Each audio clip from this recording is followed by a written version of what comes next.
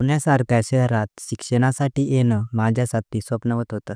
पण त्यापेक्षाही जास्त आधार होता तो माझ्या काकांचा. वडील लहानपणीच वारल्यामुळे काकांनीच वडिलांच्या मायेने मला सांभाळलं होतं. काका आणि सुरेखा काकू त्यांच्या घरात मी एखाद्या मुलाप्रमाणेच वावरत होतो. आमचं नातं खूप प्रेमळ होतं. मी सहसा बाहेरच्या खोलीत किंवा आजीच्या खोलीत झोपायचो. पण त्या शनिवारी आजी गावाला गेल्यामुळे घरात फक्त आम्ही तिघंच होतो. रात्रीचं जेवण आटोपल्यानंतर काकू म्हणाल्या, "राज, आजी नाहीये तर तुला त्या खोलीत एकटं वाटेल. त्यापेक्षा आज तू आमच्याच रूममध्ये खाली गादी टाकून झोप. म्हणजे रात्री अपरात्री काही लागलं तर आम्ही जवळ असू." काकूंच्या स्वरात नेहमीप्रमाणेच मायेचा ओलावा होता. त्यामुळे मीही हसत होकार दिला. मी काकूंच्या बेडच्या बाजूलाच कोपऱ्यात गादी लावली. दिवसभराच्या कॉलेजच्या अभ्यासामुळे माझं शरीर थकलं होतं. लाईट बंद झाले आणि फॅनचा संथ आवाज खोलीत घुमू लागला. काही वेळातच मला गाढ झोप लागली. रात्रीचे साधारण 11:30-12 वाजले असावे. अचानक मला जाग आली. डोळे उघडण्यापूर्वीच मला बेडरूम कोणाच्या तरी कुजबुजण्याचा आवाज ऐकू आला. सुरुवातीला मला वाटलं ते दोघे काहीतरी घरगुती विषयांवर बोलत असतील. पण काकांच्या आवाजात आज काहीसा वेगळा होता. त्यांच्या आवाजात एक प्रकारची अधीरता आणि ओढ जाणवत होती. काका काकूंना जवळ ओढत होते. "सुरेखा, आता बस झालं गं. 15 दिवस झाले मी कसाबसा स्वतःला सावरले. आज आता मी जास्त वेळ थांबू शकत नाही." काकांचे ते शब्द ऐकून मी जागेत गोठलो. मला समजलं की जर मी आता हालचाल केली तर त्यांना खूप संकोच वाटेल. मी झोपल्याचं नाटक करत श्वास रोखून धरला. पण माझे कान मात्र बेडवरून येणाऱ्या प्रत्येक शब्दाकडे लागले होते.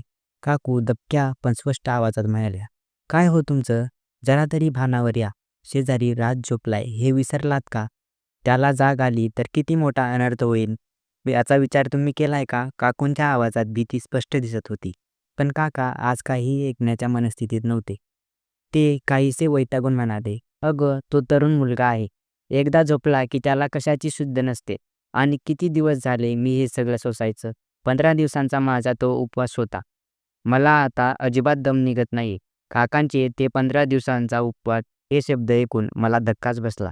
त्यांच्यातील जवळीक आता वाढत चालली होती. बेडरूम बेडरूम बेडवरून हलकी हालचाल जाणवू लागली.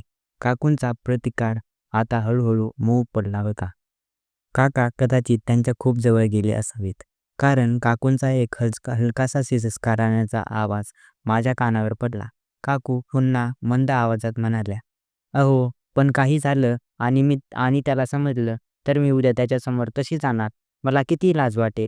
काकांनी त्यांना आश्वासक स्वरात जवळ घेतलं आणि म्हणाले, "काही नाही होणार गं, मी आहे ना, तू फक्त साथ दे. आता मला खरंच तुझी खूप गरज आहे." खोलीतलं वातावरण आता कमालीचं तापलं होतं. काकूंच्या आवाजातील तो विरोध आता संपुष्टात आला होता. त्या एका दीर्घ श्वासासह म्हणाल्या, "बरं, पण अगदी हळू. त्याला थोडासाही पत्ता लागता कामा नये. जर तो जागा झाला तर मी तुम्हाला कधीच माफ करणार नाही." काकांनी सुटकेचा निश्वास सोडला आणि त्यानंतर पुढची काही मिनिटं खोलीत एकदा निशब्द शांतता पसरली. पण ही शांतता केवळ एका वादळापूर्वीची होती. काकांनी दिलेल्या आश्वासानंतर खोलीतील ती शांतता अधिक कडक झाली होती. मी डोळे घट्ट मिटून होतो, पण माझ्या संवेदना मात्र कमालीच्या तीव्र झाल्या होत्या. काही क्षणातच बेडवरून कपड्यांचा घर्षणाचा तो अतिशय मंद पण स्पष्ट आवाज येऊ लागला. जणू कोणीतरी आपली मर्यादा ओलांडून एकमेकांच्या अधिक जवळ जात होतं. त्या आवाजासोबतच काकूंचा एक हलकासा खोलवरचा हुंकार माझ्या कानावर पडला. सुरुवातीला त्यांच्या आवाजात जो संकोच आणि भीती होती ती आता पूर्णपणे मावळली होती. आता त्या आवाजात एक वेगळीच आर्द्रता आणि ओढ जाणवत होती. काकांचा श्वासाचा वेग आता वाढला होता.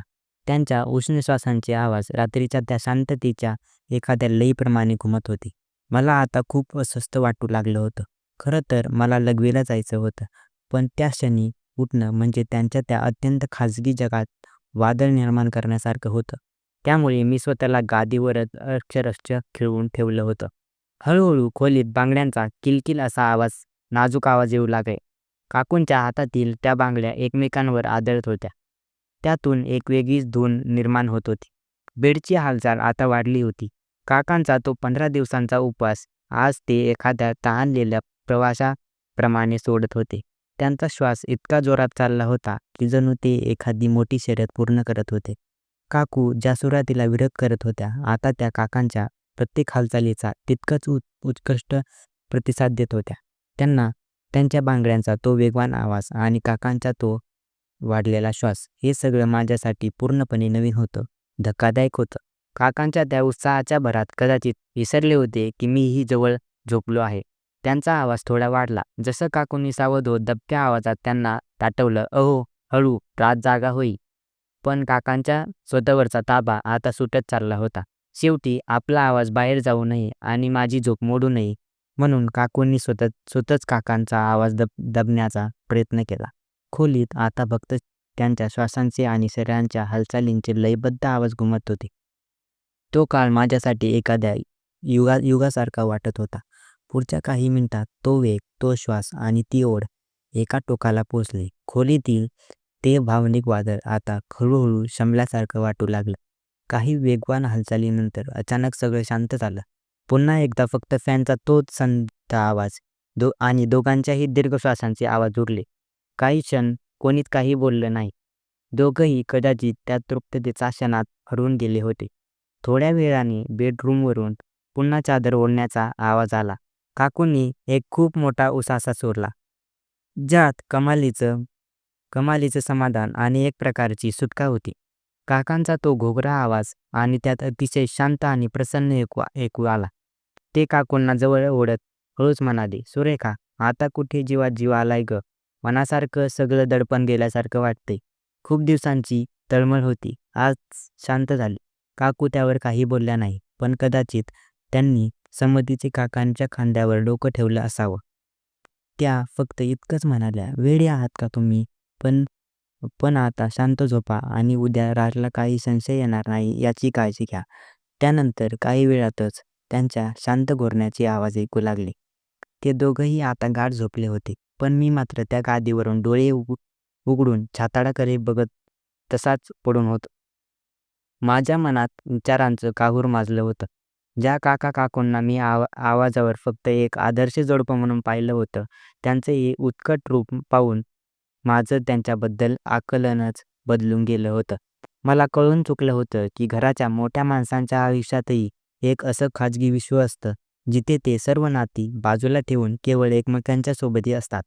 ती रात्र माझ्या आयुष्यातील सर्वात लांब रात्र ठरली. पहाटेचा कोवळ प्रकाश खिडकीच्या पडद्यातून खोलीत डोकावू लागला. तेव्हा कुठे माझा डोळा लागला होता, पण काही वेळातच किचनमधील भांड्यांच्या आवाजाने मला जाग आली. मी डोळे उघडले तेव्हा पाहिलं की काकांचा बेड रिकामा होता. ते नेहमीप्रमाणे लवकर उठून बाहेर गेले होते, पण काकू मात्र तिथेच बेडवर बसून आपले विखुरलेले केस सावरत होत्या आणि आरशात स्वतःला बघून नीट करत होत्या. मी उठल्यासारखं पाहताच काकूंनी माझ्याकडे बघून नेहमीसारखे प्रेमळ स्मितहास्य केलं. "उठलास राज? चल लवकर हातपाय धु, चहा तयार आहे." त्या अगदी सहजपणे म्हणाल्या. त्यांच्या चेहऱ्यावर काही वागण्याचा रात्रीच्या त्या वादळाची पुसटशीही खूण नव्हती. जणू काही घडलंच नव्हतं अशा अविर्भातात त्या वावरत होत्या. पण त्यांच्या चेहऱ्यावर आज एक वेगळीच चमक होती, समाधान होतं, जे कदाचित रात्रीच्या त्या तृप्ततेने फळ होतं. मी तातडीने उठलो आणि हॉलमध्ये गेलो. तिथे काका आरामात सोफ्यावर बसून वर्तमानपत्र वाचत होते. मला पाहताच त्यांनी पेपर बाजूला ठेवला आणि विचारलं, "काय रे राज, झोप झाली ना व्यवस्थित? काही अडचण तर नाही ना आली रात्री?" काकांचा तो प्रश्न ऐकून माझ्या डोळ्यासमोर रात्रीचे ते क्षण आणि काकांचे ते शब्द आता मला कुठेही बरं वाटते पुन्हा एकदा घुमू लागले. मी थोडा अडखळलो. काळजाची धगधग वाढली होती. पण स्वतःला सावरत म्हणालो, "हो काका, एकदम छान झोप लागली. काहीच अडचण नाही आली." दिवसभर मी काका आणि काकांकडे एका वेगळ्याच नजरेने बघत होतो. काकू नेहमीप्रमाणे घरच्या कामात व्यस्त होत्या आणि काका आपल्या ऑफिसच्या कामात. पण माझ्या मनातील त्यांची प्रतिमा आता बदलली होती.